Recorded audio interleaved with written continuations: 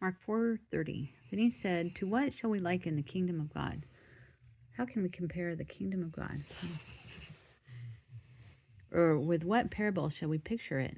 It is like a mustard seed, which, when it is sown on the ground, is smaller than all the seeds on the earth." The world's smallest seed.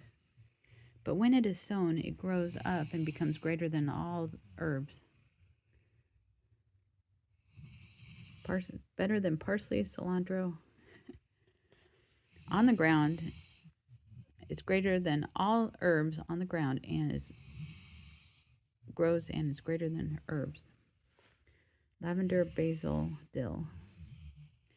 Sorry, let me read that again. "But when it is sown, it grows up and becomes greater than all herbs."